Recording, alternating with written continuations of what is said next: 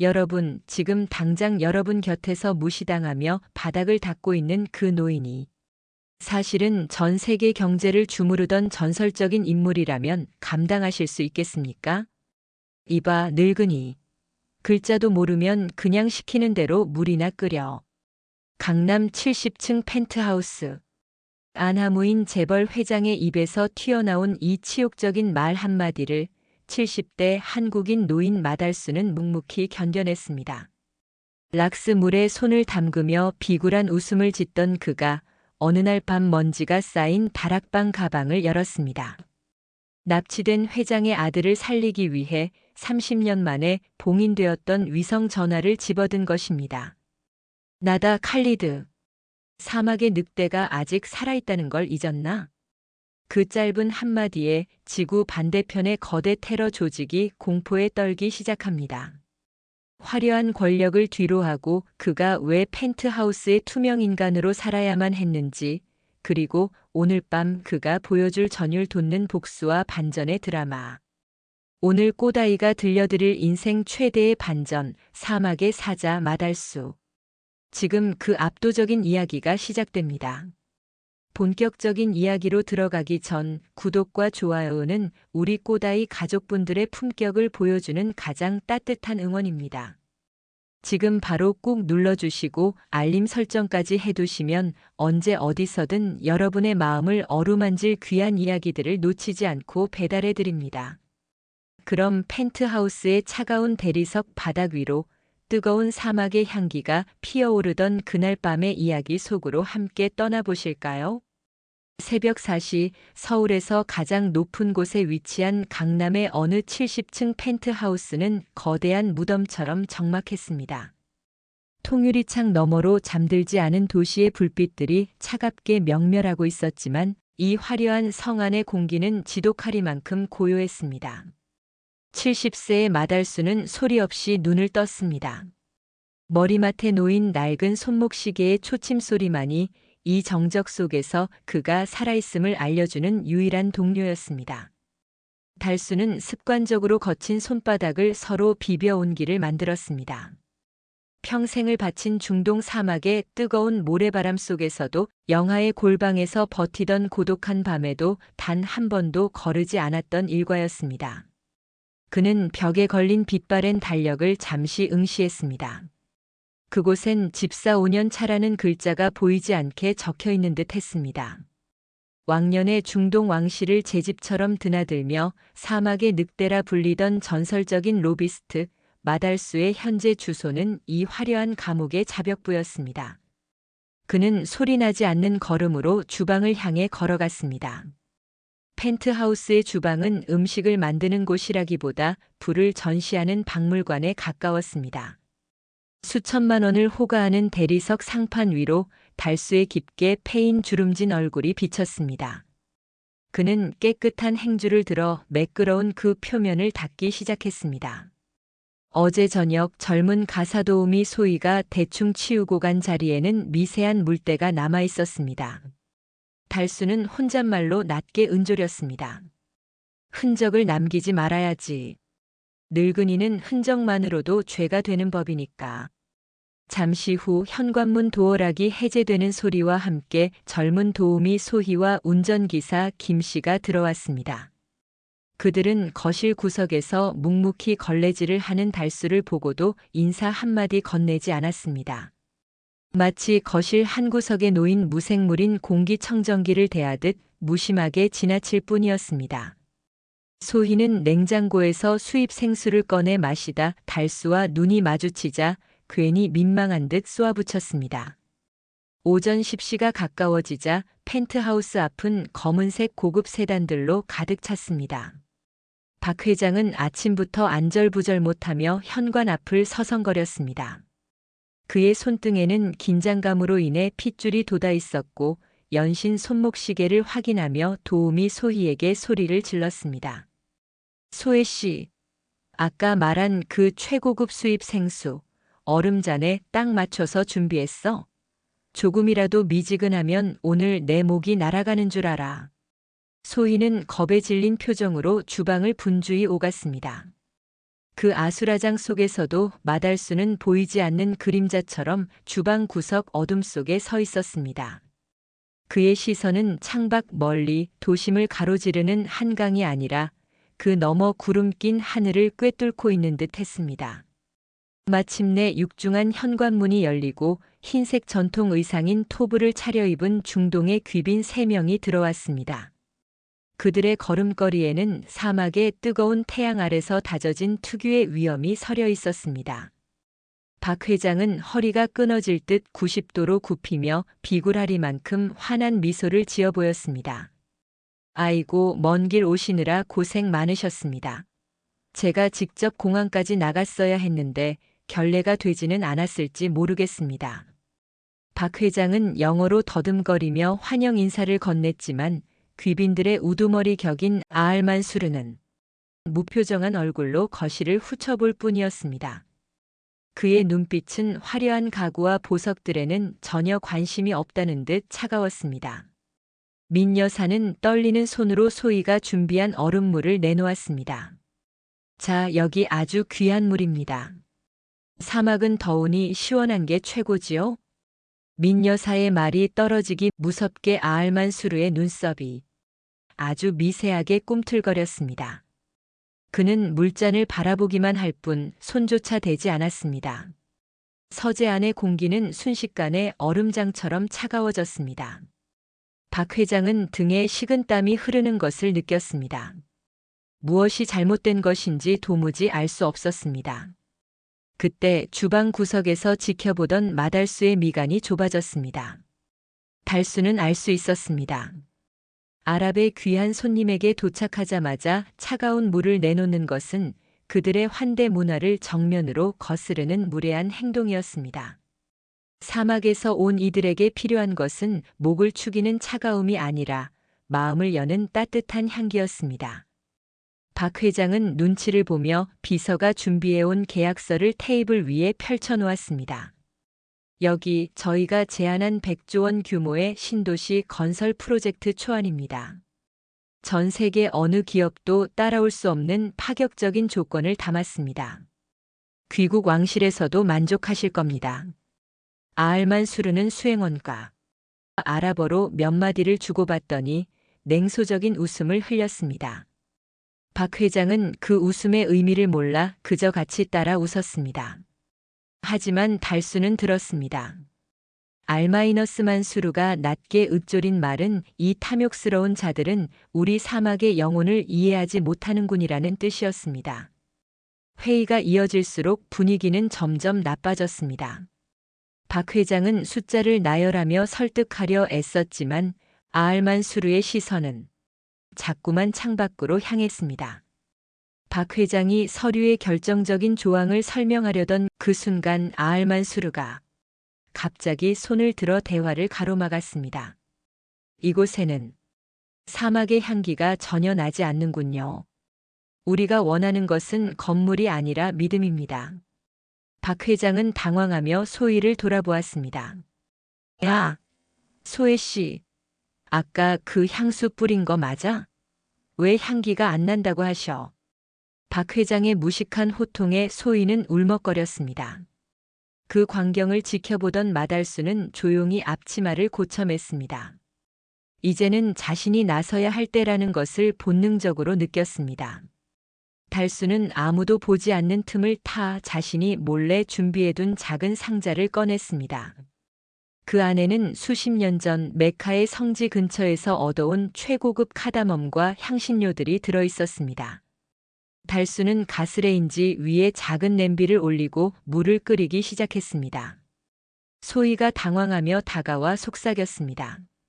아저씨, 지금 뭐 하는 거예요? 사장님이 나타나지도 말라고 했잖아요. 달수는 대답 대신 소희의 손을 부드럽게 밀어냈습니다. 그의 손놀림은 평소에 굼뜬 모습이 아니었습니다. 마치 마법사가 비약을 조제하듯 정확한 타이밍에 향신료를 투하하고 찬물을 우려냈습니다.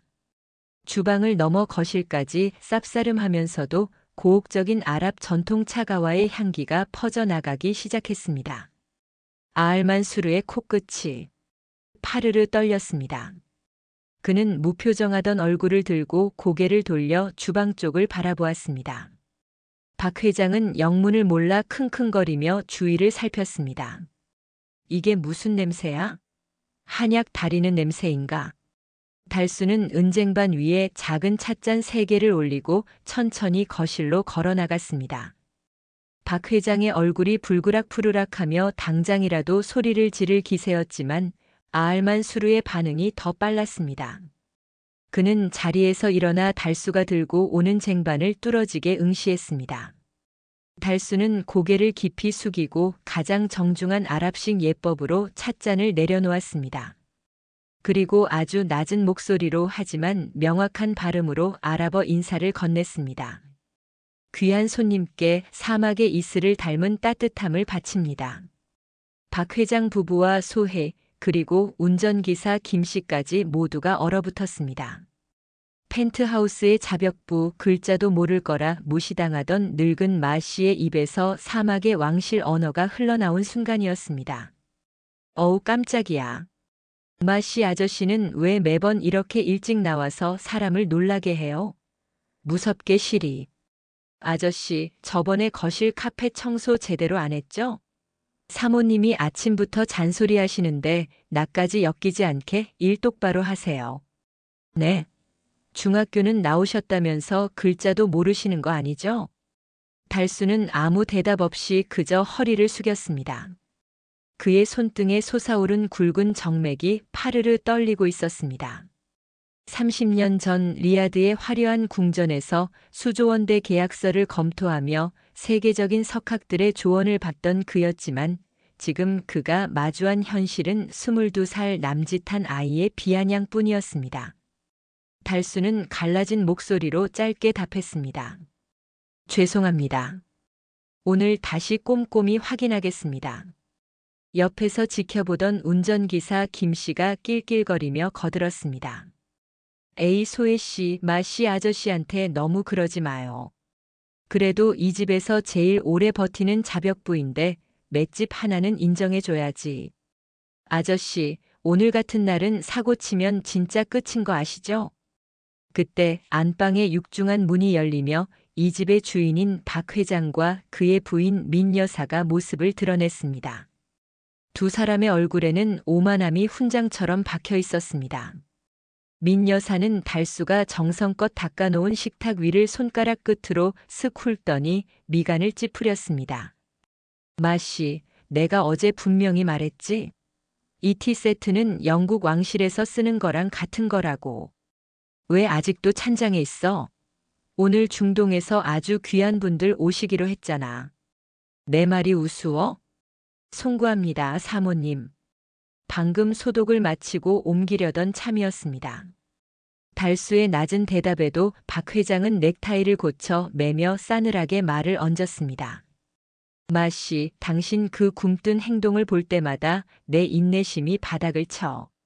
오늘 우리 회사의 운명이 걸린 100조 원대 국가 프로젝트가 결정되는 날이야. 사우디 왕과 친척들이 직접 오기로 했다고. 당신은 오늘 손님들 앞에 나타나지도 마. 괜히 그 꾀죄죄한 몰골로 우리 집격 떨어뜨리지 말고 알겠어? 박 회장에게 달수는 그저 매달 월급을 축내는 노쇠한 부속품일 뿐이었습니다. 달수는 쟁반을 든 채 굳건히 서서 다시 고개를 숙였습니다. 알겠습니다, 회장님. 손님들이 드실 차는 제가 뒤에서 미리 완벽하게 준비해 두겠습니다. 박 회장은 코방귀를 끼며 비웃었습니다. 차? 내가 아랍 사람들이 무슨 차를 마시는지 알기나 해. 주는 대로 처먹는 내 팔자랑은 근본부터 다른 분들이야. 그냥 소희가 시키는 대로 물이나 끓여. 박 회장 일행이 서재로 사라지자 달수는 조용히 부엌 한 구석 어둠 속으로 물러났습니다. 그의 눈은 창밖 멀리 서쪽 하늘을 향하고 있었습니다. 그곳엔 그가 젊음을 바쳤던 피보다 뜨거웠던 사막이 있었습니다. 달수는 바지 주머니 속에서 빛바랜 로자리오 하나를 만지작거렸습니다. 그것은 수십 년 전 중동의 한 왕자가 생명의 은인이라며 눈물을 흘리며 건넸던 전 세계에 단 3개뿐인 귀한 보물이었습니다. 펜트하우스의 거실은 순식간에 기묘한 정적에 휩싸였습니다. 박 회장은 입을 반쯤 벌린 채 자신이 평소 마씨라 부르며 개무시하던 늙은 자벽부의 뒷모습을 멍하니 바라보았습니다. 그의 귀에 들린 것은 분명 한국어가 아니었습니다. 그것은 마치 뜨거운 모래알이 굴러가는 듯한 깊고 거친 울림을 가진 아랍어였습니다. 마달수는 허리를 꼿꼿이 펴지 않았습니다. 오히려 평소보다 더 낮게 하지만 비굴하지 않은 절제된 각도로 몸을 숙여 아알만수르에게 찻잔을 건넸습니다. 쟁반을 든 그의 손마디는 세월의 풍파로 굵어져 있었지만 찻잔을 내려놓는 동작만큼은 깃털이 내려앉듯 가볍고 정교했습니다. 아알만수르는 떨리는 손으로 작은 찻잔을 집어들었습니다. 차 안에서 피어오르는 노란빛 카다멈 향기가 그의 코끝을 간지럽혔습니다. 그것은 단순한 음료가 아니었습니다. 수천 킬로미터 떨어진 고향 사막의 이슬이 맺힌 새벽녘의 귀한 손님에게만 대접하던 바로 그 가와의 향기였습니다. 아알만수르는 차를 한 모금 머금고 눈을 감았습니다. 그리고는 아주 천천히 마치 꿈을 꾸는 듯한 목소리로 중얼거렸습니다. 이 맛은 우리 가문에서만 내려오는 비법의 비율인데 서울 한복판에서 이 향기를 맡게 될 줄이야. 아알만수르가 마달수를 똑바로 쳐다보았습니다. 그의 눈빛에는 경계심 대신 경외감이 서려 있었습니다. 그는 아랍어로 달수에게 물었습니다. 그대 대체 누구인가? 이 차의 배합을 어떻게 아는 것인가? 달수는 고개를 숙인 채 차분하게 답했습니다. 그의 아랍어는 박 회장의 서툰 영어와는 차원이 다른 왕실에서나 쓰이는 고결한 문어체였습니다. 지나가는 나그네가 사막의 은혜를 입었던 적이 있습니다. 그때 배운 작은 기술일 뿐이니 부디 편히 드십시오. 이 광경을 지켜보던 박 회장은 얼굴이 불그락푸르락해졌습니다. 상황이 자신 위주로 돌아가지 않자 질투와 당혹감이 동시에 치밀어 오른 것이었습니다. 그는 달수의 어깨를 거칠게 밀치며 끼어들었습니다. 야, 마씨, 너 지금 무슨 수작이야? 감히 귀한 손님 앞에서 검증되지도 않은 걸 내와. 당장 주방으로 안 들어가. 박 회장은 아알만수르를 향해 비굴한 웃음을 지으며 손사래를 쳤습니다. 아이고 죄송합니다. 우리 집 일꾼이 노망이 났나 봅니다. 어디서 이상한 풀떼기를 끓여와서. 이봐요, 소혜씨. 당장 이거 치우고 아까 그 비싼 생수 다시 가져와. 하지만 아알만수르의 반응은 싸늘했습니다. 그는 박 회장이 내미는 손을 차갑게 뿌리치고는 달수가 건넨 찻잔을 소중하게 다시 쥐었습니다. 그리고는 박 회장을 향해 엄중하게 말했습니다. 박 회장. 당신은 이 노인이 우리에게 건넨 게 무엇인지 전혀 모르는 모양이군. 이건 단순한 차가 아니오. 사막의 법도이자 최고의 경이요. 무식한 건 죄가 아니지만 무례한 건 용서할 수 없지. 민 여사는 당황하여 남편의 팔을 붙잡았습니다. 거실의 분위기는 얼음물을 끼얹은 듯 차갑게 식어버렸습니다. 박 회장은 마달수를 잡아먹을 듯 쏘아보았지만 귀빈의 태도 때문에 더 이상 소리를 지를 수도 없었습니다. 그때였습니다. 아알만수르의 수행원이 가지고 온 태블릿 PC에 무언가 메시지가 떴습니다. 수행원의 얼굴이 하얗게 질리더니 아알만수르에게 귓속말을 전했습니다. 동시에 박 회장의 주머니 속 휴대폰도 요란하게 진동하기 시작했습니다. 박 회장은 짜증 섞인 표정으로 전화를 확인했습니다. 발신인은 중동 지사장이었습니다. 여보세요? 야, 지금 회의 중인데 왜 전화를? 뭐? 뭐라고? 다시 말해봐. 박 회장의 목소리가 찢어질 듯 높아졌습니다. 그의 손이 덜덜 떨리며 휴대폰을 바닥에 떨어뜨릴 뻔했습니다. 납치? 우리 아들이. 우리 재준이가 납치됐다고. 그게 무슨 소리야? 비명 같은 외침이 펜트하우스의 높은 천장을 때렸습니다. 민 여사는 그 자리에 주저앉아 통곡하기 시작했습니다. 박 회장의 아들 재주는 이번 프로젝트를 위해 현지에 파견 나가 있었습니다. 그런데 무장 세력에게 차량이 습격당해 행방불명이 되었다는 소식이 전해진 것이었습니다. 아알만수르 역시 표정이 굳어졌습니다. 수행원이 보고한 내용도 같았습니다. 중동의 강경파 무장 조직 붉은 모래가 한국인 엔지니어를 납치했으며 24시간 안에 자신들의 요구 조건을 들어주지 않으면 처형하겠다는 성명을 발표했다는 것이었습니다. 박 회장, 안타깝게도 상황이 최악이구려. 붉은 모래는 우리 정부도 손을 대지 못하는 미친놈들이요. 공식 외교 라인으로는 답이 없을 거요. 아알만수르는 유감을 표하며 자리에서 일어났습니다. 비즈니스고 뭐고 테러 조직이 개입된 이상 발을 빼겠다는 신호였습니다. 박 회장은 아알만수르의 바짓가랑이를 붙잡고 울부짖었습니다. 제발, 제발 도와주세요. 당신들은 힘이 있잖아요. 돈은 얼마든지 줄게요. 제 아들 좀 살려주세요. 그러나 아알만수르는 고개를 저었습니다. 그들은 냉정하게 거실을 빠져나가기 시작했습니다. 희망이 사라진 펜트하우스는 순식간에 아수라장이 되었습니다. 민 여사는 실성한 듯 거실 바닥을 손톱으로 긁었고 박 회장은 허공을 향해 소리를 질러댔습니다. 그 아비규환의 현장 속에서 오직 단 한 사람만이 동요하지 않고 서 있었습니다. 주방 구석 어둠 속에 서 있던 마달수였습니다. 그의 눈은 아까와는 달랐습니다.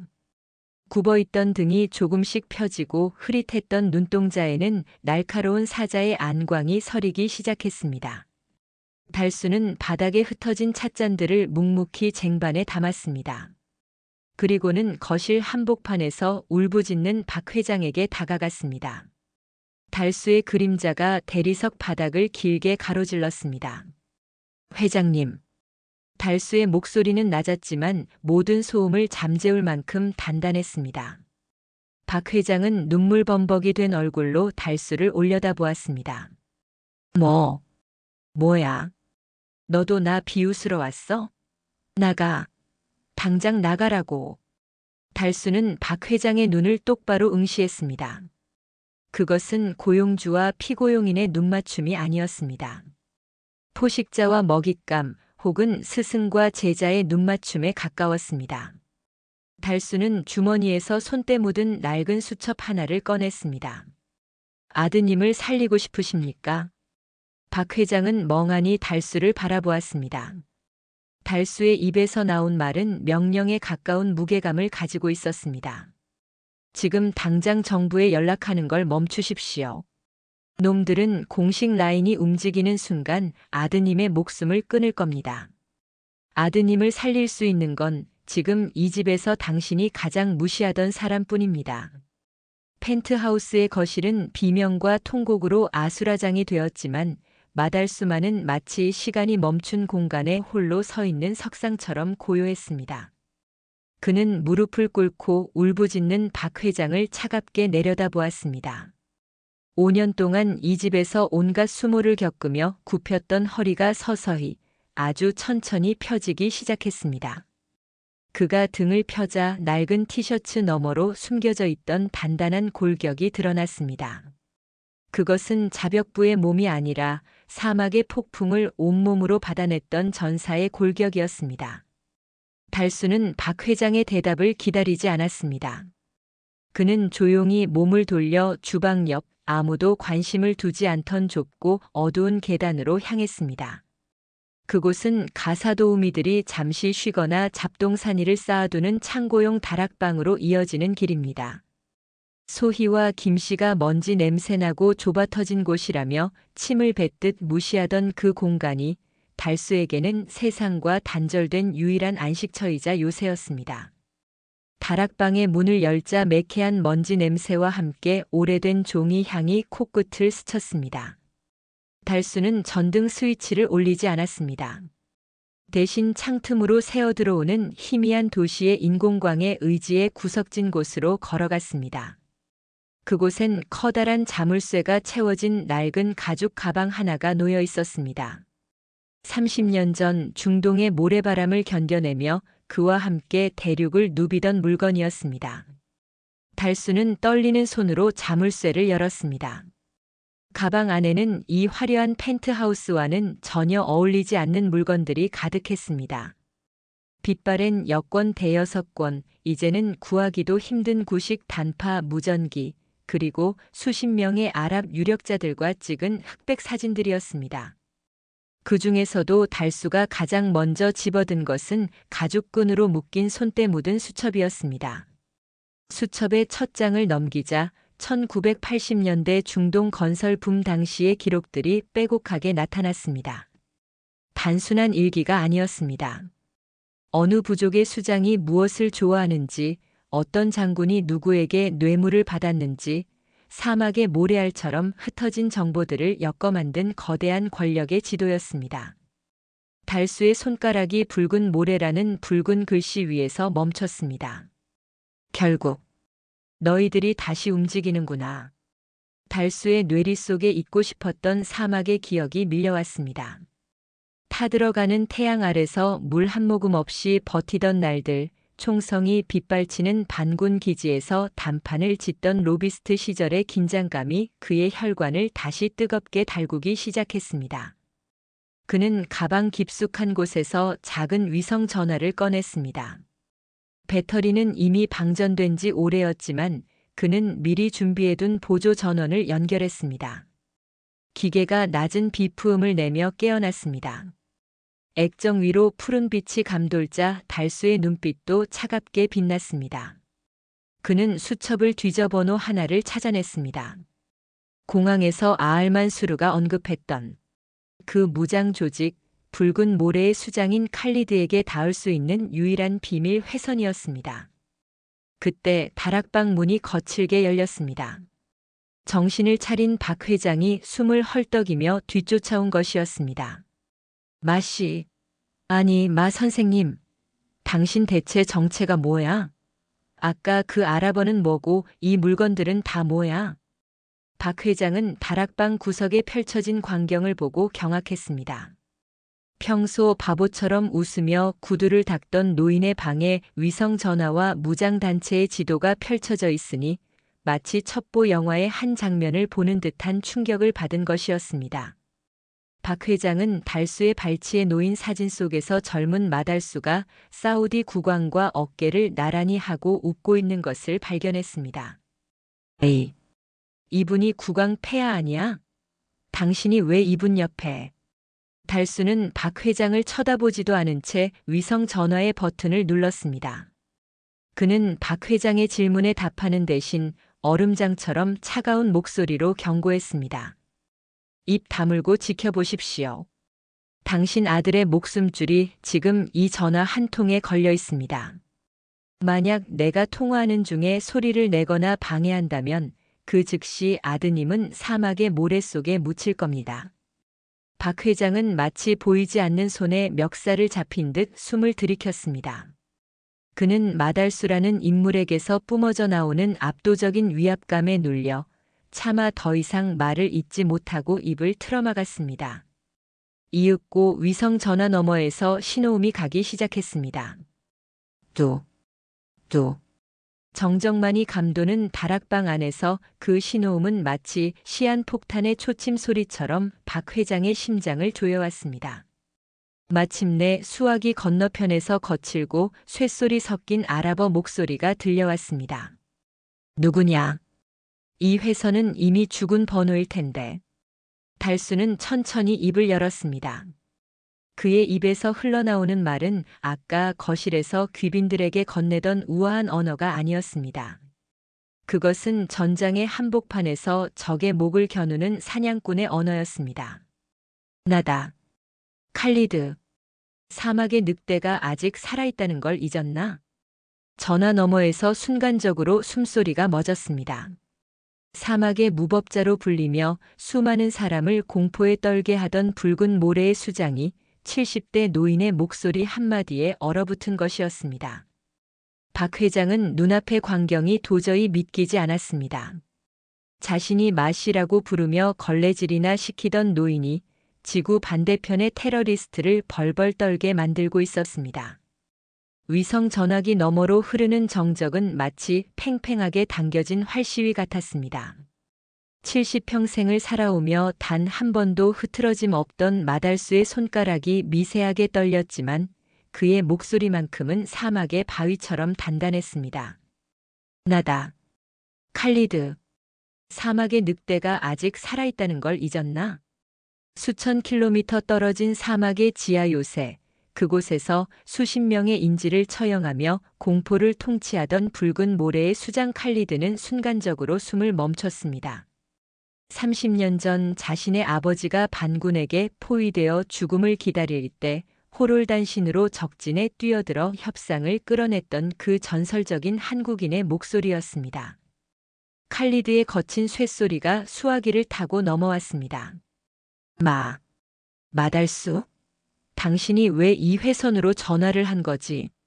당신은 이미 20년 전에 죽었다고 들었는데. 한국의 시골 구석에서 흙이나 파먹으며 늙어 죽었다고. 달수는 입가에 옅고 서늘한 미소를 띄웠습니다. 곁에서 입을 틀어막고 지켜보던 박 회장은 노인의 얼굴에서 평소 보지 못했던 잔혹하리만큼 냉정한 안광을 발견했습니다. 죽고 사는 건 하늘의 뜻이지. 하지만 내 구역의 아이가 너희들 손에 잡혀 있다는 소식을 듣고 잠이 오지 않더군. 칼리드, 내 아버지가 내게 했던 맹세를 기억하나? 내 땅의 사람에게는 절대 총부리를 겨누지 않겠다고 했지. 전화기 너머에서 거친 숨소리가 들려왔습니다. 칼리드는 당황한 듯 부하들에게 소리를 지르며 주변을 정돈하는 소음이 들렸습니다. 그건 옛날 이야기야. 지금 우리는 성전을 치르고 있다고. 그 한국인 엔지니어는 우리 사업을 방해하는 놈들의 앞잡이야. 24시간 뒤면 그의 목은 사막의 모래 위에 굴러다닐 거다. 달수의 눈빛이 순식간에 차갑게 식었습니다. 그는 목소리를 낮춰 마치 상대방의 귓가에 칼날을 들이대듯 속삭였습니다. 칼리드, 너희가 지금 사려고 하는 러시아산 지대공 미사일, 그거 어디서 들어오는지 내가 모를 줄 아나? 카스피의 북쪽 루트, 그 라인을 쥐고 있는 건 내 오랜 친구인 이반이다. 내가 지금 당장 그에게 전화 한 통만 하면 너희는 미사일 대신 빈 상자만 받게 될 거야. 내 조직원들이 하늘에서 떨어지는 정부군 폭격기에 몰살당하는 꼴을 보고 싶나? 박 회장은 심장이 터질 것 같았습니다. 70대 가사도우미의 입에서 국제미사일 밀거래와 러시아 마피아의 이름이 거침없이 흘러나오고 있었습니다. 이것은 단순한 협박이 아니었습니다. 상대의 가장 아픈 곳, 가장 절실한 약점을 정확히 꿰뚫는 로비스트의 정밀한 타격이었습니다. 칼리드의 목소리가 떨리기 시작했습니다. 당신, 대체 정체가 뭐야? 한국에서 빨래나 하던 노인네가 어떻게 그 루트를 알아? 달수는 대답 대신 낡은 수첩의 다음 장을 넘겼습니다. 내 정체가 중요한 게 아니라 내 미래가 중요한 거다. 선택해라. 그 아이를 내일 아침까지 무사히 인근 터키 국경으로 보내줄 건가? 아니면 내일 아침 내 조직의 모든 보급로가 끊기는 걸 지켜볼 건가? 나는 늙어서 잃을 게 없지만 너는 젊고 야망이 크지 않나? 침묵이 이어졌습니다. 다락방의 낡은 환풍기 돌아가는 소리만이 정적을 메우고 있었습니다. 박 회장은 기도를 하듯 두 손을 모았습니다. 마침내 수화기 너머에서 칼리드의 굴복 섞인 낮은 목소리가 들려왔습니다. 무서운 노인네군. 여전히 사자의 발톱을 숨기고 있었어. 알겠다. 대신 조건이 있어. 미사일 루트는 건드리지 마. 그리고 이번 일로 우리 체면을 세워줄 수 있는 명분을 줘. 달수는 그제야 팽팽했던 어깨의 긴장을 조금 풀었습니다. 명분은 내가 만들어주지. 한국 정부가 아니라 사막의 오래된 친구가 개인적으로 부탁해서 풀어준 거라고 공표해라. 그리고 아들을 데리러 갈 사람은 내가 직접 지목한다. 통화가 끊겼습니다. 달수는 위성 전화를 내려놓고 길게 한숨을 내뱉었습니다. 그의 얼굴에는 급격한 피로감이 몰려왔습니다. 70세의 육체로 30년 전의 괴물을 다시 불러내는 일은 결코 쉬운 것이 아니었습니다. 박 회장은 다리가 풀려 바닥에 주저앉았습니다. 그는 자신 앞에 서 있는 이 위대한 노인을 향해 고개를 들 수 없었습니다. 자신이 학교는 나왔냐며 비아냥대던 그 입이 부끄러워 차마 열리지 않았습니다. 선생님, 제 아들 정말 살 수 있는 건가요? 달수는 굽어있던 허리를 다시 조금 숙이며 예의 그 무심하고 평범한 가사도우미의 목소리로 돌아와 답했습니다.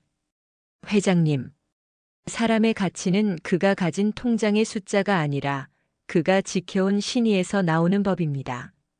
아드님은 내일 해가 뜨기 전 터키 국경에 도착할 겁니다. 하지만 기억하십시오. 오늘 밤 이 방에서 본 것은 무덤까지 가져가셔야 합니다. 나는 그저 당신 집의 청소부일 뿐이니까요. 박 회장은 눈물을 닦으며 달수의 거친 손을 부여잡았습니다. 펜트하우스의 차가운 대리석 위로 비로소 인간적인 온기가 흐르기 시작했습니다. 하지만 달수는 알고 있었습니다. 이것은 시작일 뿐이라는 것을. 아들을 구출하기 위해 잠자는 사막의 괴물들을 깨운 대가는 이제부터 치러야 할 몫이었습니다. 위성 전화의 신호음이 끊기고 다락방에 다시 정적이 찾아왔을 때 마달수는 한동안 움직이지 않았습니다. 기계의 푸른 액정 불빛이 그의 깊게 팬 주름 사이사이를 기괴하게 비추고 있었습니다. 방금 전까지 사막의 무장 세력을 호령하던 그 날카로운 기세는 어디로 갔는지 이제 그곳에는 그저 낡은 셔츠를 입은 고단한 노인 하나가 거칠게 숨을 몰아쉬고 있을 뿐이었습니다. 달수는 책상 위에 놓인 낡은 수첩을 물끄러미 바라보았습니다. 수첩의 모서리는 해져서 너덜너덜했고 그 안에는 그가 평생을 바쳐 쌓아 올린 인맥과 비밀들이 화석처럼 굳어 있었습니다. 그는 떨리는 손으로 수첩의 한 페이지를 넘겼습니다. 1992년 베이루트의 한 호텔 식당에서 찍은 빛바랜 사진 한 장이 툭 떨어졌습니다. 사진 속 젊은 달수는 정갈한 정장을 입고 권총을 찬 사내들과 어깨동무를 한 채 호탕하게 웃고 있었습니다. 결국 다시 이 손을 더럽히는구나. 달수는 낮게 읊조리며 사진을 다시 수첩 사이에 끼워 넣었습니다. 그에게 로비스트란 직업은 화려한 훈장이 아니라 평생을 짊어지고 가야 할 무거운 굴레였습니다. 사람의 목숨을 숫자로 계산하고 국가의 이권을 위해 누군가의 눈물을 외면해야 했던 시절. 그는 그 피냄새 나는 삶이 싫어 이 머나먼 한국의 펜트하우스 구석으로 숨어든 것이었습니다. 그때 등 뒤에서 억눌린 울음소리가 들려왔습니다. 박 회장이었습니다. 그는 여전히 바닥에 주저앉은 채 마치 신의 계시라도 들은 사람처럼 넋이 나간 표정으로 달수를 올려다보고 있었습니다. 박 회장의 눈에는 공포와 경외심 그리고 말로 다할 수 없는 자괴감이 뒤섞여 있었습니다. 자신이 평소 학교는 나왔냐, 글자는 아냐며 짐승보다 못하게 부리던 노인이 실은 자신이 감히 쳐다보지도 못할 거대한 세계의 주인이라는 사실이 그의 영혼을 난도질하고 있었습니다. 선생님. 아니, 마달수 어르신. 박 회장의 목소리는 갈라져 있었습니다. 그는 떨리는 손으로 달수의 바짓가랑이를 붙잡으려다 감히 그럴 자격조차 없다는 듯 손을 거두었습니다. 제가 무슨 짓을 한 건가요? 당신 같은 분을 우리 집 쓰레기나 치우게 하고 입에 담지도 못할 욕설을 퍼붓고 저를 죽여주십시오. 제가 정말 죽을 죄를 지었습니다. 달수는 천천히 몸을 돌려 박 회장을 바라보았습니다. 그의 눈빛은 아까의 사나운 사자와는 달랐습니다. 그저 모든 것을 해탈한 듯한 깊고 고요한 호수 같았습니다. 달수는 한 걸음 다가가 박 회장의 어깨에 투박한 손을 얹었습니다. 회장님, 이 집의 쓰레기를 치운 건 제 손이었지만 당신 마음속의 오물까지 치워줄 수는 없었습니다. 사람은 누구나 자기만의 감옥에 갇혀 살지요. 당신에게는 돈과 권력이 감옥이었고 저에게는 과거의 이름이 감옥이었습니다. 달수의 목소리는 오디오북의 낮은 저음처럼 다락방의 공기를 울렸습니다. 그는 말을 이어갔습니다. 아드님은 내일 새벽이면 터키 국경의 안전 가옥에 도착할 겁니다. 제가 칼리드에게 약속한 명분은 개인적인 친분입니다. 그러니 대한민국 정부나 회장님의 회사가 움직여서는 안 됩니다. 만약 생색을 내려고 언론에 한마디라도 흘리는 순간 아드님은 물론이고 저와 회장님 모두 사막의 도복을 피하지 못할 겁니다. 아시겠습니까? 박 회장은 연신 고개를 끄덕였습니다. 그는 이제 달수의 말이라면 지옥 불속이라도 뛰어들 기세였습니다. 명심하겠습니다. 절대로 아무에게도 말하지 않겠습니다. 아니, 아예 제 기억 속에서 지워버리겠습니다. 그런데 선생님, 이제 어쩌실 건가요? 저 칼리드라는 자가 요구한 조건은. 달수는 창밖의 밤하늘을 보았습니다. 그가 요구한 것은 제 은퇴의 취소입니다. 잠자는 사자를 깨웠으니 사자는 다시 사냥터로 나가야겠지요. 하지만 걱정 마십시오. 이번 사냥은 회장님의 아드님을 위한 마지막 사냥이 될 겁니다. 그 순간 다락방 문 너머에서 다급한 발소리가 들려왔습니다. 민여사였습니다. 그녀는 남편이 보이지 않자 히스테릭하게 집안을 뒤지다 이곳까지 올라온 모양이었습니다. 그녀는 문을 열자마자 보이는 광경에 눈살을 찌푸렸습니다. 여보, 여기서 뭐 하는 거예요? 왜 이런 더러운 곳에 이 늙은이랑 같이 있는 건데? 지금 재준이가 죽게 생겼는데 이 노인네랑 노닥거릴 시간 있어? 민 여사는 여전히 상황 파악을 하지 못한 채 달수를 향해 삿대질을 했습니다. 야, 마씨, 너 우리 남편한테 무슨 수작 부렸어? 돈이라도 뜯어내려고 그래? 당장 안 내려가. 박 회장은 소스라치게 놀라며 자리에서 일어났습니다. 그는 아내의 입을 거칠게 틀어막았습니다. 그의 눈에는 생전 처음 보는 살기마저 서려 있었습니다. 입 닥쳐. 당장 입 닥치지 못해. 박 회장의 고함에 민 여사는 얼어붙었습니다. 30년 결혼 생활 동안 남편이 자신에게 이런 눈빛을 보낸 적은 단 한 번도 없었기 때문입니다. 여보? 당신 왜 이래? 이 노인네 때문에 나한테 소리 지르는 거야? 노인네라니. 이분이 어떤 분인 줄 알고. 당신 한 번만 더 이분께 함부로 입 놀리면 내 손에 죽을 줄 알아. 당장 무릎 꿇어. 무릎 꿇고 사죄해. 박 회장의 광기 어린 외침에 민 여사는 공포에 질려 바닥에 주저앉았습니다. 다락방의 좁은 공간은 이제 박 회장 부부의 참회와 공포로 가득 찼습니다. 달수는 그 광경을 무심하게 지켜보며 다시 가방 속의 물건들을 정리하기 시작했습니다. 그의 손이 멈춘 곳은 가방 바닥에 깔린 오래된 권총 한 자루였습니다. 실탄은 없었지만 그 차가운 금속의 촉감은 그에게 잊고 있었던 감각을 일깨워 주었습니다. 결국 평화는 잠시 빌려온 것일 뿐이었나. 달수는 스스로에게 물었습니다. 서울의 화려한 야경이 내려다 보이는 70층 펜트하우스. 하지만 그 아래에는 수천만 명의 욕망과 거짓이 들끓고 있었습니다. 달수는 이제 자신이 다시 그 소용돌이 속으로 뛰어들어야 함을 직감했습니다. 아들을 구하는 것보다 더 어려운 일, 즉 자신의 정체를 숨기면서 이 거대한 사건을 마무리 짓는 고도의 심리전이 이제 막 시작되려 하고 있었습니다. 밤새 펜트하우스의 조명은 꺼지지 않았습니다. 70층 높이의 거실 창밖으로는 남산타워의 붉은 빛이 희미해지고 동쪽 하늘에서부터 푸르스름한 새벽빛이 대리석 바닥을 타고 기어오르고 있었습니다. 박 회장은 거실 소파 끝에 걸터앉아 뜬 눈으로 밤을 지새웠습니다. 그의 손에는 꺼져가는 휴대폰이 들려 있었고 1분마다 한 번씩 시계를 확인하는 그의 눈등은 진물을 대로 짓물어 있었습니다. 민 여사 역시 안방으로 들어가지 못한 채 거실 한 구석 카펫 위에 쓰러지듯 앉아 있었습니다. 그녀의 화려했던 실크 가운은 구겨질 대로 구겨졌고 완벽하게 세팅되었던 머리카락은 헝클어져 그녀의 처절한 심경을 대변하고 있었습니다. 그녀는 이따금 몸을 부르르 떨며 주방 쪽을 훔쳐보았습니다.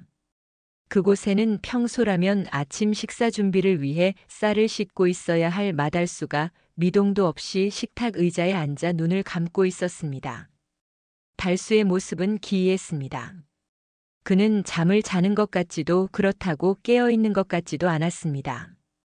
그의 호흡은 일정했고 마치 폭풍 전야의 고요함을 온몸으로 흡수하고 있는 사자처럼 보였습니다. 박 회장은 그런 달수에게 다가가 물 한 잔을 건네고 싶었지만 어제의 그 위압감을 떠올리며 감히 발을 떼지 못했습니다. 자신이 그토록 무시했던 노인이 이제는 자신의 생사여 탈권을 쥐고 있는 신적인 존재처럼 느껴졌기 때문입니다. 오전 6시 15분. 마침내 정적을 깨는 소리가 들렸습니다. 달수의 주머니 속 낡은 위성 전화가 낮은 진동음을 내뱉었습니다. 박 회장은 용수철처럼 튀어올랐고 민 여사는 비명을 지르며 입을 막았습니다. 달수는 천천히 눈을 떴습니다. 그의 눈동자는 밤을 새웠음에도 불구하고 면도날처럼 날카롭게 빛나고 있었습니다. 달수는 침착하게 통화 버튼을 눌렀습니다. 스피커폰을 켜지 않았음에도 수화기 너머로 들려오는 거친 아랍어는 거실의 공기를 압도했습니다. 늑대여 약속을 지켰다. 아이는 지금 터키 국경의 붉은 지붕 창고 앞에 내려놓았다. 눈을 가렸으니 우리 얼굴은 보지 못했을 거다. 달수의 목소리는 낮고 묵직했습니다. 확인하겠다. 칼리드, 내 아버지가 가르친 대로 했길 바란다. 만약 아이의 몸에 손톱 자국 하나라도 남았다면 내 미사일 루트는 오늘로 끝이다. 전화 너머에서 칼리드의 마지못한 웃음소리가 들렸습니다. 걱정 마라. 그 귀한 도련님 몸값으로 내 조직의 명줄을 거는 바보는 아니니까. 하지만 잊지 마라, 마달수. 사막은 빚을 잊지 않는다. 조만간 내가 직접 사막으로 와야 할 일이 생길 거다. 통화가 끊기자마자 박 회장의 휴대폰으로 국제 전화가 걸려왔습니다. 울먹이는 아들의 목소리가 스피커를 타고 흘러나왔습니다. 아빠. 저예요, 재준이.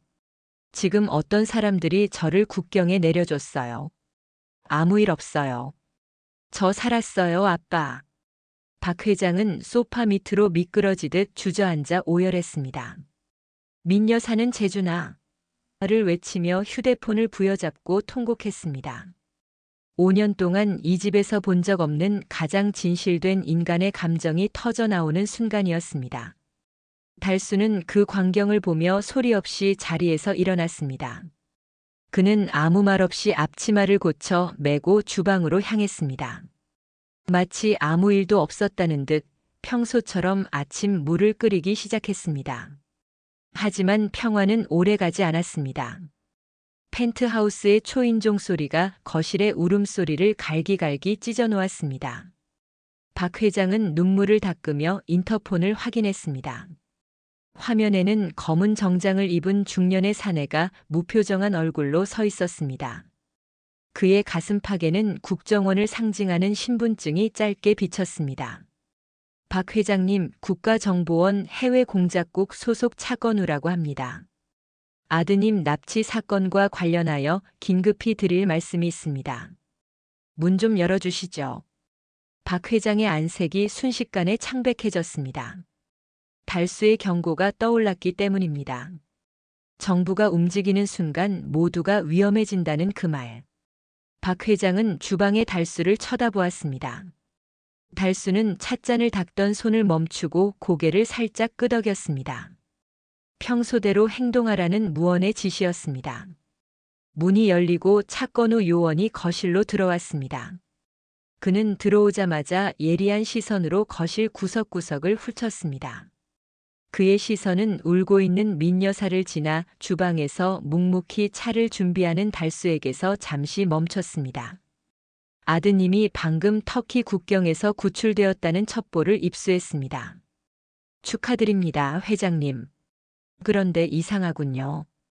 우리 정보망에 따르면 그 무장 조직은 절대 협상 없이 처형을 일삼는 자들인데 어떻게 공식 라인도 거치지 않고 이렇게 빨리 풀려난 걸까요? 차 요원은 소파에 앉으며 박 회장을 빤히 응시했습니다. 그의 말투는 정중했지만 그 속에는 상대를 파고드는 가시가 돋쳐 있었습니다. 혹시 회장님께서 개인적으로 접촉한 라인이 있습니까? 아니면 이 집안에 우리가 모르는 누군가가 있나요? 박 회장은 마른 침을 삼켰습니다. 그의 손등에 식은땀이 배어나왔습니다. 아니요. 그럴 리가요. 저는 그냥 하늘이 도운 거라고 생각합니다. 아들이 운이 좋았던 모양이지요. 차 요원은 피식 웃으며 주방 쪽을 향해 목소리를 높였습니다. 거기 일하시는 분, 차 한 잔 부탁해도 될까요? 아랍식 차라면 더 좋겠군요. 아까 현관문을 열 때 복도까지 사막의 향신료 냄새가 진동하더군요. 서울 강남 한복판에서 참 맡기 힘든 냄새인데 말이죠. 달수의 손끝이 미세하게 멈췄습니다. 차 요원은 단순한 정보원이 아니었습니다. 그는 현장의 냄새와 분위기만으로 본질을 꿰뚫어보는 베테랑이었습니다. 달수는 천천히 쟁반을 들고 거실로 걸어 나왔습니다. 그의 허리는 다시 굽어 있었고 눈빛은 흐릿한 노인의 그것으로 완벽하게 돌아와 있었습니다. 예, 손님. 오래된 한약재 냄새가 밴 모양입니다. 입에 맞으실지 모르겠네요. 달수가 차를 내려놓는 순간 차 요원의 손이 전광석화처럼 달수의 손목을 낚아챘습니다. 박 회장과 민 여사가 비명을 지를 뻔한 찰나였습니다. 차 요원의 눈이 달수의 손등에 난 오래된 흉터들을 훑었습니다. 가사도우미 일을 오래 하셨나 봅니다. 그런데 손마디가 참 단단하시네요. 마치 평생 총을 쥐었던 사람처럼 말입니다. 거실의 공기는 다시 얼어붙었습니다. 달수는 피하지 않았습니다. 그는 힘을 뺀 채 무기력하게 차 요원의 손길을 받아내며 아주 나지막하고 힘없는 목소리로 대답했습니다. 늙은이가 평생 노가다판에서 굴러먹다 보니 손만 험해졌습니다. 나으리, 차 식기 전에 드시지요. 차 요원과 마달수. 두 남자의 시선이 허공에서 불꽃 튀게 맞붙었습니다. 펜트하우스의 화려함 뒤에 숨겨진 거대한 비밀이 들통나기 직전의 아슬아슬한 순간이었습니다. 차건우 요원이 마달수의 손목을 움켜잡은 순간 거실의 시간은 물리적인 흐름을 멈춘 듯 했습니다.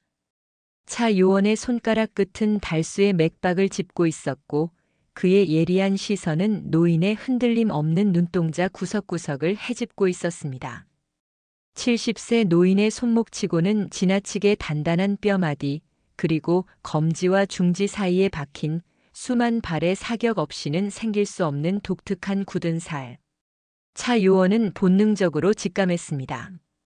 눈앞의 이 노인은 결코 평범한 자벽부가 아니라는 사실을 말입니다. 노가다판에서 굴러먹은 손이라. 그런데 말입니다, 마씨 아저씨. 노가다꾼의 손치고는 총기 손질용 기름 냄새가 아주 옅게 배어 있네요. 그것도 아주 오래된 구식 소총의 기름 냄새 말이죠. 차 요원의 목소리는 나지막했지만 박 회장의 귀에는 천둥 소리처럼 들렸습니다.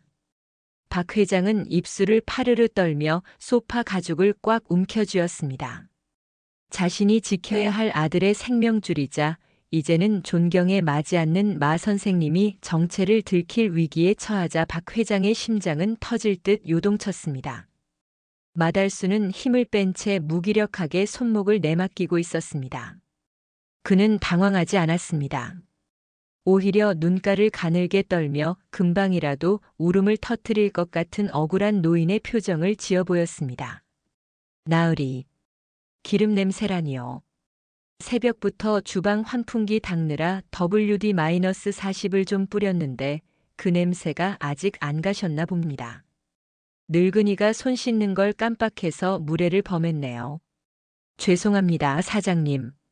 달수는 고개를 더 깊게 숙였습니다. 그 굽어진 등 위로 차 요원의 서늘한 시선이 쏟아졌습니다. 차 요원은 달수의 손목을 놓고 주방 입구에 놓인 마달수의 낡은 운동화를 유심히 관찰했습니다. 신발 밑창에 미세하게 낀 붉은 흙먼지. 그것은 서울의 도심에서는 보기 힘든 건조하고 거친 흙의 흔적이었습니다. 박 회장님, 아드님 구출 소식에 경황이 없으시겠지만 한 가지만 묻죠. 이마 씨라는 분 언제부터 고용하셨습니까? 신원 조회는 확실히 하신 건가요? 차 요원이 다시 박 회장을 향해 몸을 돌렸습니다. 박 회장은 마른 침을 삼키며 달수의 눈치를 살폈습니다. 달수는 쟁반을 든 채 조용히 물러나려 했지만 차 요원의 질문은 멈추지 않았습니다. 보통 이런 고가 펜트하우스에서는 젊고 세련된 집사를 쓰기 마련인데 굳이 이렇게 연세 많고 학력도 불분명한 분을 5년이나 데리고 계신 이유가 궁금하군요. 혹시 우리가 모르는 특별한 기술이라도 있으신 건가요? 그때였습니다. 줄곧 겁에 질려 있던 박 회장이 갑자기 자리에서 벌떡 일어났습니다. 그의 얼굴은 분노로 붉게 달아올랐고 평소 아랫사람들에게 소리를 지르던 그 고압적인 목소리가 거실을 울렸습니다. 이봐요, 차 요원. 지금 내 아들이 살아 돌아왔다는 소식에 온 가족이 눈물바다인데 우리 집 일꾼 손등이나 검사하고 앉아 있는 게 당신들 업무요? 국가정보원이 할 일이 그렇게 없습니까? 박 회장의 갑작스러운 사자 후에 민 여사와 소인은 소스라치게 놀랐습니다. 가장 놀란 것은 차 요원이었습니다. 비굴하게 협조를 구하던 재벌 회장이 갑자기 날을 세우자 차 요원의 눈썹이 꿈틀거렸습니다. 회장님, 이건 국가안보와 관련된 조사입니다. 협조해 주셔야. 협조? 내 아들 납치됐을 때 당신들이 해준 게 뭐가 있어? 공식 라인을 기다려라. 성급하게 움직이지 마라. 그 소리만 앵무새처럼 반복하지 않았냐고. 아들이 무사히 풀려난 건 순전히 운이었어. 우리 집 마씨가 새벽부터 정화수 떠놓고 기도한 덕분이라고 생각하고 싶을 정도란 말이야. 박 회장은 한 걸음 다가가 차 요원의 신분증을 손가락으로 툭툭 쳤습니다. 그것은 마달수가 보여준 사자의 기계를 흉내내는 듯한 모습이었습니다. 이분 우리 집에서 5년 동안 내 구두 닦고 내 아침 차려준 사람이야. 내 가족이나 다름없다고. 감히 국정원 끈앞풀이 들어와서 내 사람을 간첩 취급해? 당장 나가. 당장 내 집에서 나가라고. 박 회장의 기세는 서슬퍼런 칼날 같았습니다. 그는 이제 마달수를 지키는 것이 곧 자신의 아들을 지키고 자신의 무너진 자존심을 세우는 길임을 깨달은 듯 했습니다. 차 요원은 박 회장의 눈에 서린 진심 어린 분노를 보았습니다. 거기엔 거짓이 없었습니다. 적어도 박 회장이 마달수를 진심으로 자기 사람으로 생각하고 있다는 사실만큼은 확실해 보였습니다. 차 요원은 천천히 자리에서 일어났습니다. 그는 온 매무새를 가다듬으며 주방 입구의 어둠 속에 서 있는 마달수를 한 번 더 쳐다보았습니다. 달수는 여전히 고개를 숙인 채 바닥에 타일 무늬만 세고 있는 평범한 노인이었습니다. 알겠습니다, 회장님. 흥분 가라앉히시죠. 저희도 절차상 확인이 필요했을 뿐입니다. 하지만 이거 하나만 명심하십시오. 사막의 늑대는 아무리 털을 깎아도 늑대 냄새를 숨기지 못합니다. 제가 오늘 맡은 이 냄새 잊지 않겠습니다. 차 요원은 차갑게 미소 지으며 현관문을 향해 걸어갔습니다. 문이 닫히는 소리가 들리자마자 박 회장은 그대로 소파에 주저앉았습니다. 그의 온몸은 비 오듯 쏟아진 식은땀으로 흠뻑 젖어 있었습니다. 마 선생님. 저 잘했나요? 박 회장이 떨리는 목소리로 묻자 달수가 천천히 고개를 들었습니다. 달수의 얼굴에는 평소의 바보 같은 웃음이 아닌 아주 깊고 따뜻한 미소가 번져 있었습니다. 회장님, 오늘 처음으로 이 집의 진짜 주인이 되셨군요. 고맙습니다. 저를 지켜주셔서. 그 말 한마디에 박 회장은 참았던 울음을 터뜨렸습니다. 자신이 그토록 무시했던 노인에게 주인이라 불린 것이 수조 원의 계약을 따냈을 때보다 더 큰 성취감으로 다가왔기 때문입니다. 민 여사 역시 남편의 변화된 모습에 묘한 감동을 느끼며 달수에게 조심스럽게 다가와 사과를 건넸습니다. 마 선생님, 아까는 제가 정말 죽을 죄를 지었습니다. 재준이 살려주신 은혜 평생 잊지 않겠습니다. 제발 우리 집을 떠나지 말아주세요. 달수는 조용히 고개를 저었습니다. 아니요, 사모님. 사막의 늑대는 냄새를 들키면 굴을 옮겨야 하는 법입니다. 차 요원이라는 자 보통 내기가 아닙니다. 제가 여기 계속 머물면 회장님 댁에 더 큰 화가 미칠 겁니다. 달수의 눈은 이미 다음 여정을 향하고 있었습니다. 아들을 살리기 위해 잠시 깨웠던 사막의 과거가 이제는 그를 집어삼키려 하고 있었습니다. 그는 알고 있었습니다. 차 요원이 돌아간 뒤 곧 다른 그림자들이 이 펜트하우스를 감시할 것임을. 달수는 주방 구석에 놓인 자신의 낡은 보따리를 챙겼습니다. 회장님, 마지막으로 부탁 하나만 드려도 되겠습니까? 박 회장은 눈물을 닦으며 대답했습니다. 무엇이든 말씀하십시오. 전 재산을 다 드려도 모자랍니다. 달수는 창밖의 붉은 노을을 바라보며 나직하게 말했습니다. 제 이름으로 된 작은 재단을 하나 만들어 주십시오.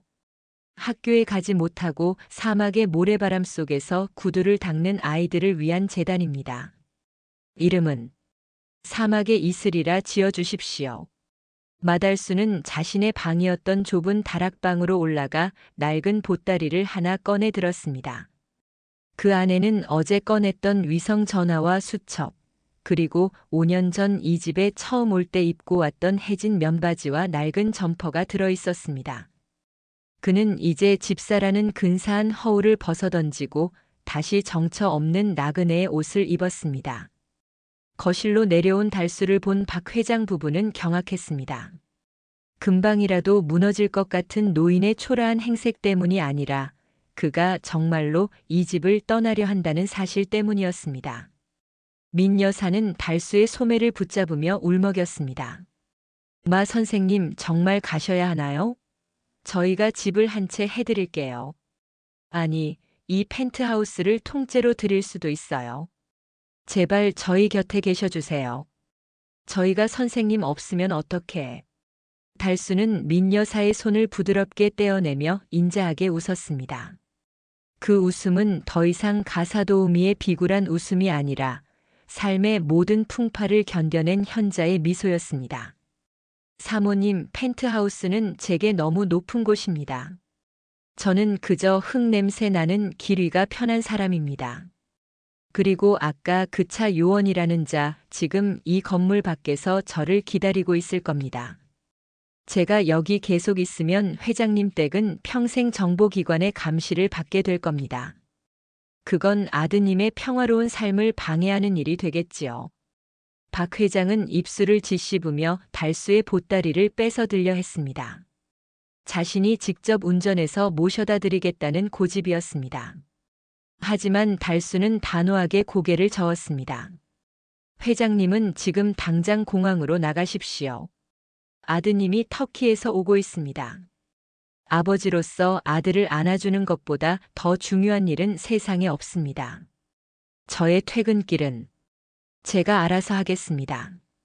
박 회장은 차마 말을 잇지 못하고 달수 앞에 깊이 머리를 숙였습니다. 수조원의 자산가가 70대 노인 앞에 엎드린 그 광경은 펜트하우스의 화려한 샹들리에보다 더 찬란하게 빛났습니다. 달수는 펜트하우스의 육중한 문을 열고 복도로 나섰습니다. 예상대로 엘리베이터 앞에는 차 요원이 남겨둔 감시 인력이 숨어 있었습니다.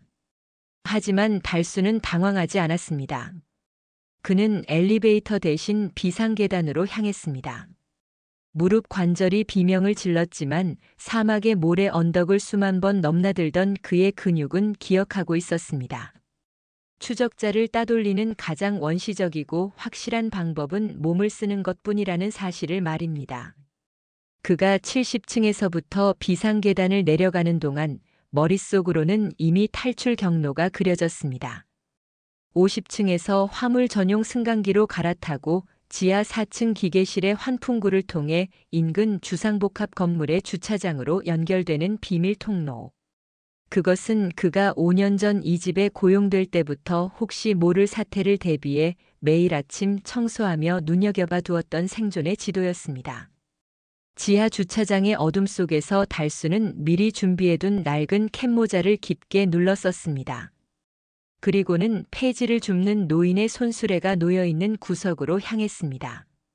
그는 자신의 보따리를 그 더러운 손수레 밑바닥에 숨겼습니다. 잠시 후 펜트하우스 정문을 삼엄하게 감시하던 차건우 요원의 무전기가 울렸습니다. 팀장님, 타깃이 사라졌습니다. 비상계단으로 이동한 것 같은데 지하에서 흔적을 놓쳤습니다. 차 요원은 핸들을 거칠게 내리쳤습니다. 이 늙은 구렁이 같은 영감탱이. 70대 가사도우미가 국정원 정예요원 넷을 따돌려. 그 시각 펜트하우스에서 불과 500m 떨어진 뒷골목에서는 허리가 굽은 노인 하나가 낡은 수레를 밀며 유유히 사라지고 있었습니다. 화려한 강남의 빌딩 숲 사이로 지는 노을이 그의 낡은 점퍼 위에 붉게 내려앉았습니다. 달수는 골목 끝에 서서 잠시 고개를 돌려 자신이 5년간 머물렀던 그 높은 펜트하우스를 올려다보았습니다. 그곳에선 이제 막 공항으로 떠나는 박 회장의 차가 다급하게 빠져나가고 있었습니다. 달수는 만족스러운 듯 허허 웃으며 다시 수레를 밀었습니다. 마달수, 드디어 오늘 진짜 퇴근이구나. 수레 안에는 박 회장이 쥐어준 두툼한 돈 봉투 대신 빛바랜 로자리오와 낡은 수천만이 소중하게 담겨 있었습니다. 그는 이제 세상에서 가장 가난한 모습으로 하지만 가장 부유한 영혼을 품은 채 사막의 아이들을 위한 새로운 여행을 시작하고 있었습니다. 서울의 펜트하우스에서 마씨라 불리던 노인이 신기루처럼 사라진 지도 어느덧 3년이라는 세월이 흘렀습니다. 강남의 화려한 빌딩 숲은 여전히 욕망을 태우며 높이 솟아 있었고 사람들은 그곳에서 일어났던 기적 같은 납치 구출국을 서서히 잊어갔습니다. 하지만 단 한 집, 박 회장의 저택만큼은 그날 이후 모든 것이 송두리째 바뀌어 있었습니다. 박 회장은 더 이상 아랫사람들에게 고함을 지르지 않았습니다. 그는 매일 아침 거실에 앉아 마달수가 남기고 간 낡은 찻잔을 직접 닦으며 하루를 시작했습니다. 그의 아들 재주는 무사히 돌아와 아버지의 가업을 이어받았고 이제는 돈보다 사람의 신의를 먼저 챙기는 젊은 경영인으로 거듭나 있었습니다. 민 여사 또한 화려한 파티 대신 남편과 함께 매달 거액의 기부금을 송금하는 일에 전념하고 있었습니다. 그 기부금이 향하는 곳은 지도의 어느 구석에도 잘 나오지 않는 중동의 척박한 국경지대 마을이었습니다. 그곳에는 사막의 이슬이라 불리는 작은 학교 하나가 세워져 있었습니다. 모래바람이 불어오는 광야 한복판에 세워진 그 학교는 부모를 잃고 거리를 떠돌던 아이들에게 유일한 안식처였습니다. 아이들은 그곳에서 글을 배우고 빵을 나누며 전쟁의 공포 대신 내일의 희망을 노래했습니다. 학교의 뒤편 작은 정원에는 매일 아침 흙을 만지는 늙은 정원사가 한 명 있었습니다. 그는 밀진 모자를 깊게 눌러쓰고 낡은 점퍼를 걸친 채 메마른 땅에 물을 주며 꽃을 피워내고 있었습니다. 마을 사람들은 그를 그저 마스터마라고 불렀습니다. 그가 왕년에 국왕의 귀에 대고 권력을 속삭이던 전설적인 로비스트였다는 사실도 강남의 펜트하우스에서 구두를 닦던 집사였다는 사실도 이곳 사람들은 전혀 알지 못했습니다. 어느 뜨거운 오후 학교 앞으로 검은색 관용차 한 대가 멈춰 섰습니다. 차에서 내린 사내는 낯익은 얼굴, 바로 국정원의 차건우였습니다. 그는 3년 동안 끈질기게 달수의 흔적을 쫓아 이 먼 곳까지 찾아온 것이었습니다. 차 요원은 정원에서 땀을 흘리는 달수에게 다가가 멈춰 섰습니다. 결국 여기 계셨군요. 사막의 늑대를 찾느라 제 청춘을 다 바쳤습니다. 달수는 허리를 펴고 천천히 몸을 돌렸습니다. 그의 얼굴에는 예전보다 더 깊은 주름이 새겨져 있었지만 눈빛만큼은 사막의 새벽 하늘처럼 맑고 고요했습니다. 달수는 흙 묻은 손을 옷바지에 슥슥 닦으며 빙그레 웃었습니다. 차 요원님, 여기까지 오느라 고생 많으셨소. 그런데 보시다시피 이 늙은이는 이제 총보다 삽질이 더 편한 몸이라오. 나를 데려가서 무슨 영화를 보시겠소? 차 요원은 달수의 평온한 얼굴을 물끄러미 바라보았습니다. 그는 품속에서 서류 봉투 하나를 꺼냈습니다. 그것은 체포영장이 아니었습니다. 한국에서 박 회장이 보내온 두툼한 편지와 사진들이었습니다. 박 회장님이 꼭 전해달라고 하시더군요. 아드님이 결혼해서 손주를 보셨답니다. 아이의 이름은 선생님의 성을 따서 제마라고 지었다고 하네요. 선생님이 닦아주신 그 구두를 신고 아이가 올바른 길로 걷게 하겠답니다. 달수의 눈시회가 붉게 달아올랐습니다. 그는 떨리는 손으로 아이의 사진을 받아들었습니다. 사진 속에는 환하게 웃고 있는 박 회장 일가와 갓 태어난 아기가 담겨 있었습니다. 5년 동안 그들을 위해 쏟았던 락스물 냄새와 무시당하던 서러움이 이 사진 한 장에 맺힌 온기로 모두 씻겨 내려가는 듯 했습니다. 차 요원은 조용히 경례를 붙였습니다. 공식적으로 마달수라는 이름의 요원은 3년 전 사망한 것으로 종결 처리했습니다. 이제 마음 편히 정원사로 늙어가십시오. 사막에 이슬이 맺히는 걸 방해하지 않겠습니다.